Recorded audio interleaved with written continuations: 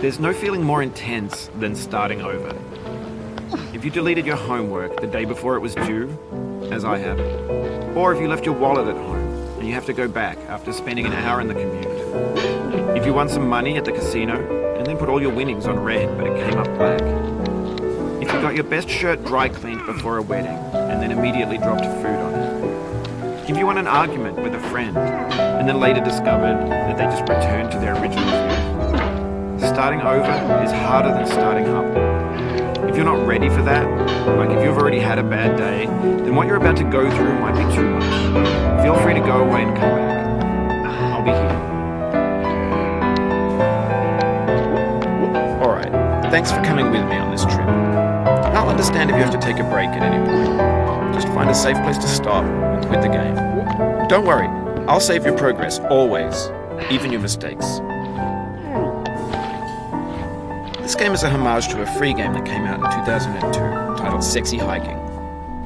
The author of that game was Jazzuo, a mysterious Czech designer who was known at the time as the father of B games.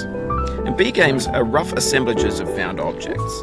Designers slap them together very quickly and freely, and they're often too rough and unfriendly to gain much of a following. They're built more for the joy of building them than as polished products.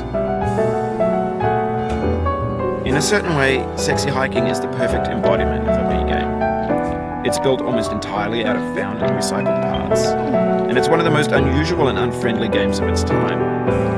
In it, your task is simply to drag yourself up a mountain with a hammer. And that act of climbing, in the digital world or in real life, has certain essential properties that give the game its flavor. No amount of forward progress is guaranteed. Some cliffs are too sheer or too slippery. And the player is constantly, unremittingly in danger of falling and losing everything.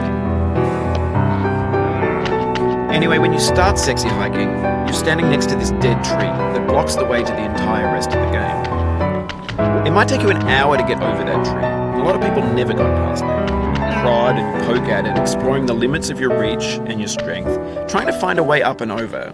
And there's a sense of truth in that lack of compromise. Most obstacles in video game worlds are fake.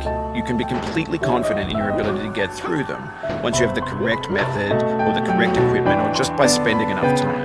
In that sense, every pixelated obstacle in Sexy Hiking is real. The obstacles in Sexy Hiking are unyielding, and that makes the game uniquely frustrating. But I'm not sure Jazzuo intended to make a frustrating game. The frustration is just essential to the act of climbing, and it's authentic to the process of building a game about climbing. A funny thing happened to me as I was building this mountain. I'd have an idea for a new obstacle, and I'd build it, test it, and it would usually turn out to be unreasonably hard. But I couldn't bring myself to make it easier. It already felt like my inability to get past the new obstacle was my fault as a player rather than as a builder. Imaginary mountains build themselves